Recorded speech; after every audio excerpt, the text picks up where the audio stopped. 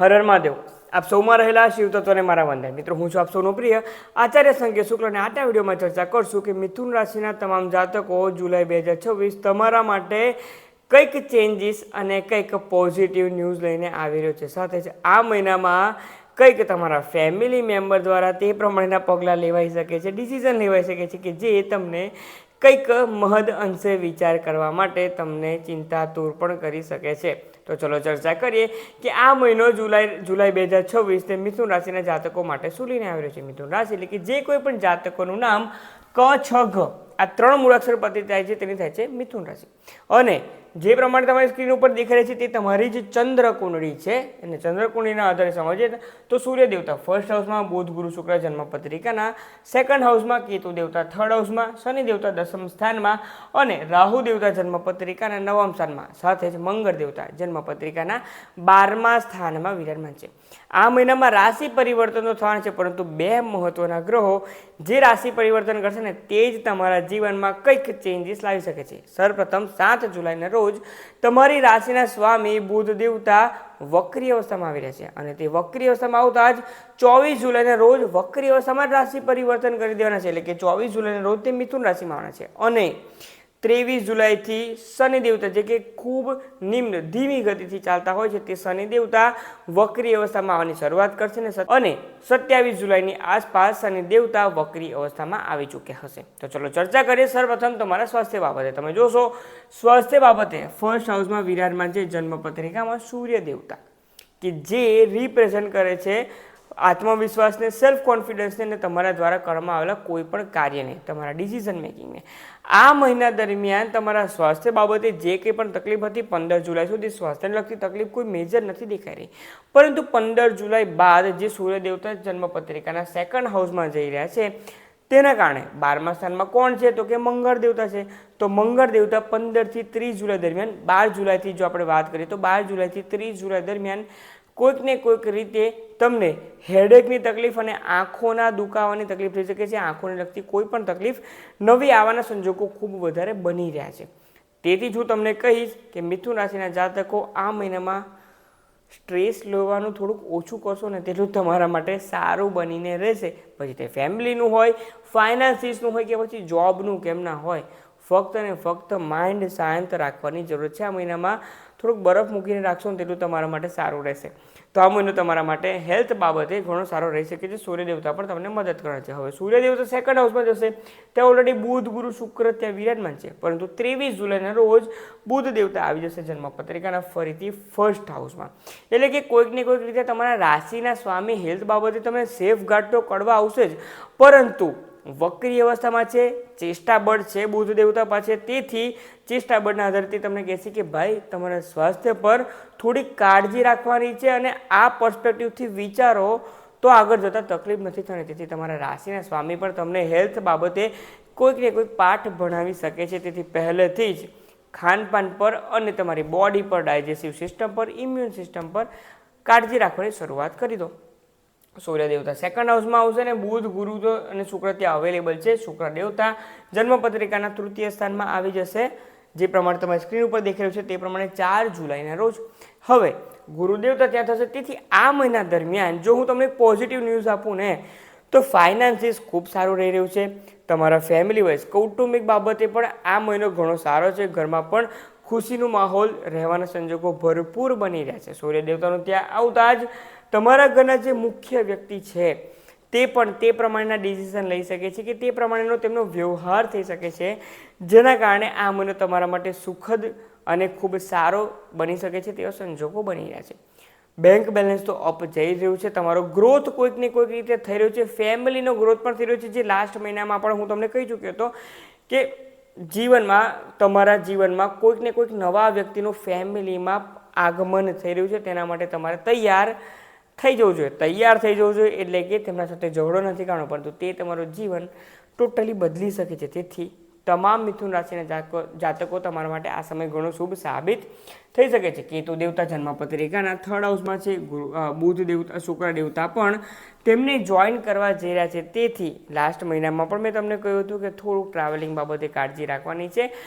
આ મહિનામાં શું તકલીફ થઈ શકે છે જો ને, પેલા તો કેટલા ફરી રહ્યા છે, આ પ્લેસ પર જઈ રહ્યા છે, તે પ્લેસ પર જઈ રહ્યા છે, કોઈ બાલી જઈ રહ્યા છે, કોઈ સિંગાપોર જઈ રહ્યા છે, અને આપણે તો ગુજરાતની બહાર પણ નથી જઈ રહ્યા, કે પછી તમે જે સિટીમાં છો ફોરેનમાં પણ ત્યાંની બહાર પણ નથી જઈ રહ્યા છે.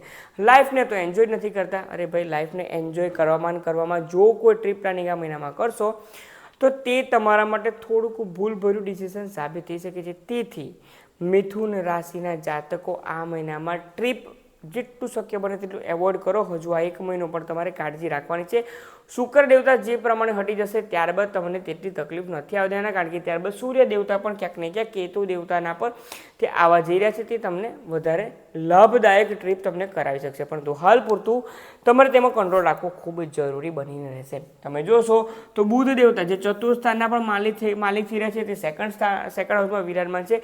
એટલે કે તમારા ફેમિલીના કારણે કોઈક ને કોઈક તમે ઇન્વેસ્ટમેન્ટ કે પછી પ્રોપર્ટીમાં ઇન્વેસ્ટમેન્ટ કે પછી ફેમિલીના માટે કંઈક નવું ફાઇનાન્શિયલ સ્ટેબિલિટી આવે તે પ્રમાણેના તમે કામ કરી શકો છો. કોઈ નવી એસઆઈપી, મ્યુચ્યુઅલ ફંડ, શેર માર્કેટમાં પણ ફેમિલી મેમ્બર માટે, તમારા બાળક માટે, તમારા વાઇફ માટે કે પછી તમારા સ્પાઉસ માટે કે તમારા ફેમિલીમાંથી કોઈના પણ માટે તમે ઇન્વેસ્ટમેન્ટનું વિચારી રહ્યા છો.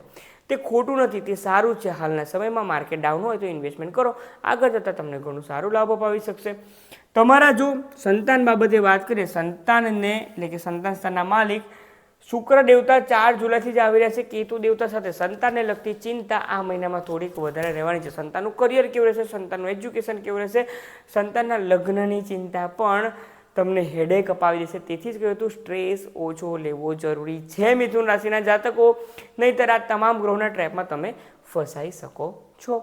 તેથી તે કાળજી રાખવાની છે. સંતાન જો એજ્યુકેશન કરે છે તો એજ્યુકેશનમાં પણ તેમનું ફોકસ નથી રહી રહ્યું. સંતાન કોઈ નાની મોટી ટ્રીપ પ્લાનિંગ કરી રહ્યા છો ને તો ના પાડી દો, નથી કરવાની કોઈ ટ્રીપ, કારણ કે શુક્ર કેતુ સાથે છે તો ત્યાં તેવા પ્લેસ પર જાય ને ત્યાં કોઈ તેમના સાથે કંઈ ખરાબ તકલીફ ન થઈ જાય ને તે કાળજી રાખી લેવાની છે. તેમ નથી કહેતું કે દરેક સાથે થશે, પરંતુ તમારી જન્મપત્રિકાના 3rd હાઉસમાં જો ખરાબ ગ્રહો, પાપ ગ્રહો વિરાજમાન છે તો તમારે તે બાબતે ખાસ કાળજી રાખવી જરૂરી પડશે. તમે જો જાતે એજ્યુકેશન કરી છો, સ્ટુડન્ટ છો, તો આ મહિનામાં ફોકસને લગતી તકલીફ, સેલ્ફ કોન્ફિડન્સ ડાઉન થઈ રહ્યો છે એજ્યુકેશન પર્સપેક્ટિવથી, તેવા સંજોગો બની રહ્યા છે. તેથી તે વાતની કાળજી રાખવાની છે. વાત કરીએ તમારા લગ્ન જીવન બાબતે, લગ્ન જીવન સ્થાનના માલિક ગુરુ દેવતા વિરાજમાન છે જન્મપત્રિકાના 2nd હાઉસમાં, કે જે એકંદરે તો ખૂબ શુભ માનવામાં આવે છે, પરંતુ તે મારક ગ્રહ પણ તમારા માટે બની રહ્યા છે. મારક ગ્રહનું ઉચ્ચ સ્થાનમાં જવું, સૂર્ય દેવતાનું 1st હાઉસમાં આવવું અને તેમની પણ સપ્તમ દ્રષ્ટિ ત્યાં થવું, જે ક્લિયર ઇન્ડિકેટ કરે છે કે આ મહિનામાં લાઈફ પાર્ટનર સાથે ઈગો ક્લેશ થવાના સંજોગો ભરપૂર બની રહ્યા છે. ઈગોના કારણે નાનો ઝઘડો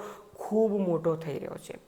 કાળજી રાખવી જરૂર છે. થોડુંક લેટ ગો કરીને જો એક ટેબલ પર શાંતિથી બેસીને તમે ડિસિઝન માટે આગળ વધશો, જે કોઈ પણ મેટર થઈ છે તેને સોલ્વ કરવા માટે જો વિચાર કરશો ને તો તમારા લાઈફ પાર્ટનર સાથેના સંબંધો સારા રહી શકે છે. નહીંતર ઈગો ક્લેશ આ મહિનામાં તમને થોડુંક વધારે તકલીફ પહોંચાડી શકે તે પ્રમાણેના સંજોગો બની રહ્યા છે મિથુન રાશિના જાતકો. તેથી તે કાળજી રાખવાની છે. સેમ વેમાં તમારા બિઝનેસ કરી રહ્યા છો તો બિઝનેસ પાર્ટનર સાથે પણ આપસી મનભેદ થવાના સંજોગો બની રહ્યા છે. નાની નાની મેટર, નાના ડિસિઝન જે તમારા દ્વારા લેવાય તે પણ તેમને ક્યાંક ને ક્યાંક નડી રહ્યા છે તેવું દેખાઈ શકે છે. વાત કરીએ તમારા ભાગ્યસ્થાનમાં વિરાજમાન છે રાહુ દેવતા, કે જે ટૂંક સમય પહેલા જ નક્ષત્ર પરિવર્તન કરી ચૂક્યા છે, અને તમારા ભાગ્યના સ્થાનના માલિક શનિ દેવતા વિરાજમાન છે 10મ સ્થાનમાં, અને તે હવે વક્રી અવસ્થામાં આવે છે.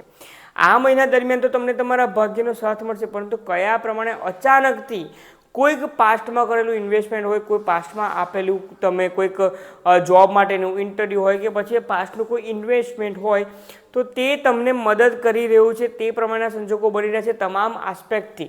અચાનક ક્યાંથી કંઈક સવારે ઉઠો ને કંઈક ગુડ ન્યૂઝ મળી જાય તે પ્રમાણેના સંજોગો બની રહ્યા છે. તેથી તો કહું છું કે આ મહિનો તમારા માટે થોડુંક ડ્રામેટિક રહી શકે છે. વાત કરીએ તમારા કર્મસ્થાન બાબતે, એટલે તમારા વર્કપ્લેસ બાબતે, શનિ દેવતા વક્રી અવસ્થામાં આવી રહ્યા છે. હવે તે તમને કહી રહ્યા છે કે ભાઈ તમે તમારી સ્કિલ ઓળખો. આ વર્ષમાં જો તમને યોગ્ય પ્રમોશન, ઇન્ક્રીમેન્ટ નથી મળ્યું તો તે શા કારણે નથી મળ્યું તેના પર કામ કરો, તે નેગેટિવ પોઈન્ટ શોધો, આગળ વધો અને જીવનમાં સફળતા પ્રાપ્ત કરો. તેથી વર્કપ્લેસ પર થોડુંક ચર્નિંગ એટલે કે થોડુંક મંથનના સંજોગો બની રહ્યા છે. તમારે થોડુંક એનાલિસિસ કરવું પડશે ને તમારું કાર્ય કરવાની પદ્ધતિ આ મહિનાથી તમે બદલી રહ્યા છો. તે પ્રમાણેનો ચેન્જ, પોઝિટિવ ચેન્જ તમે જાતે તમારી અંદર જ જોઈ શકશો. પરંતુ જો તમારી જન્મપત્રિકામાં શનિ દેવતા ખરાબ અવસ્થામાં છે ને તો હું તમને ગેરંટી સાથે કહી શકું છું કે તમને તેવા જ વિચાર આવશે, ચલો આ જોબમાં મારી રિસ્પેક્ટ નથી આપવામાં આવી તો હવે બીજી જોબ શોધો. આ પ્રમાણેના વિચારો જો તમને આવે તો ક્યાંક ને ક્યાંક શનિ દેવતા જે વક્રી અવસ્થામાં થઈ રહ્યા છે તેની માઠી અસર તમારા પર થઈ રહી છે તેમ તમારે માનીને ચાલુ છે. તેથી જ હું તમને કહી રહ્યો છું કે તમામ મિથુન રાશિના જાતકો વર્કપ્લેસ પર તમારા સાથે કંઈક પ્રમોશન ઇન્ક્રીમેન્ટ પ્રોપર નથી મળ્યું ને તો તેને થોડુંક પોઝિટિવ વેમાં વિચાર કરો અને આગળ વધો કે કયા પ્રમાણે હું મારી જાતને સેલ્ફને હું ચેન્જ કરી શકું છું.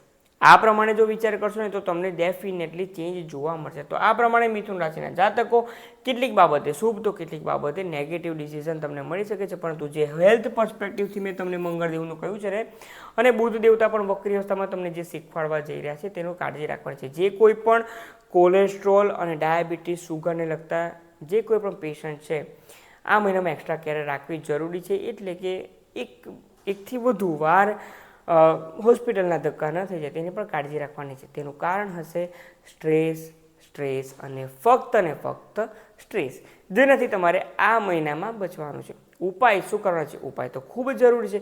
ઉપાય તરીકે દરેક બુધવારે અડધો કપ ગાયના કાચા દૂધમાં કાળા તલ ભેગા કરો અને પીપળામાંથી ચડાવવાનું છે. જો તમે વિદેશમાં છો તો આ સેમ ઉપાય તમે કરી શકો છો. તમારા ઘરના શિવલિંગ પર પણ તમે અભિષેક કરી શકો છો. સાથે ઓમ નમો ભગવતે વાસુદેવાય આ મંત્રની એક માળા દરરોજ તમારે નિત્ય કરવી ખૂબ જરૂરી બનીને રહેશે. બીજો જો ઉપાય વિશે કહું તો આ મહિના દરમિયાન તમે શિવલિંગાષ્ટક સ્તોત્રમનો જેટલો પાઠ કરશો તેટલું તમારા માટે સારું સાબિત થઈ શકે છે. તો મિથુન રાશિના જાતકો આ મહિનો તમારા માટે એકંદરે તો ખૂબ શુભ થવા જઈ રહ્યો છે, પરંતુ નાના જે કોઈ પણ કડવા અનુભવો થઈ રહ્યા છે ને તે બેડ એક્સપિરિયન્સીસ તમારો મહિનો ન બગાડી નાખે, તમને સ્ટ્રેસ લેવા પણ મજબૂર ન કરે અને સાથે તમારું થિંકિંગ ચેન્જ ન કરી નાખે, પોઝિટિવમાંથી નેગેટિવ ના કરી નાખે ને તેની કાળજી રાખશો તો આ મહિનો તમારા માટે ખૂબ શુભ સાબિત થઈ શકે છે. જો માહિતી પસંદ આવી હોય તો કમેન્ટમાં તમારા વ્યૂઝ જણાવવાનું તો ન જ ભૂલશો, પરંતુ